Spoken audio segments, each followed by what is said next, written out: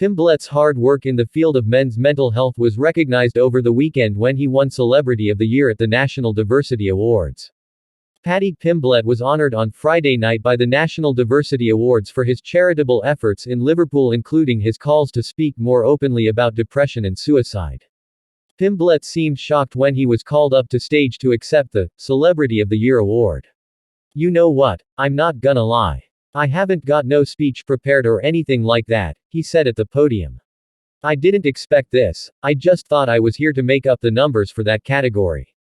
I thought like, yeah, he's from Liverpool.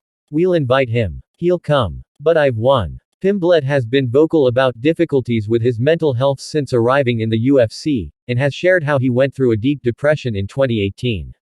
In 2022 he dedicated a UFC post-fight victory speech to a friend who had committed suicide, urging men to talk to each other.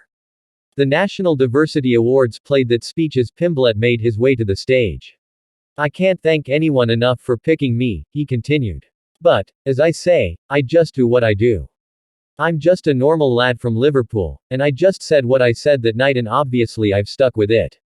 I need to give a big shout out to my foundation, the Paddy Foundation, and the people who I work with, James's Place. They save lives constantly, men's lives. They saved mine. So a big shout out to them. Mental health struggles aren't just one and done." Pimblett recently admitted he was back in a bad place before his impressive win over King Green at UFC 304. Things were looking so bad his coaching team were prepared to pull the Paddy off the card weeks out from the Manchester event. "As I say, I'm just doing my bit," Paddy concluded. "I think anyone in my position should try to help people less fortunate than them."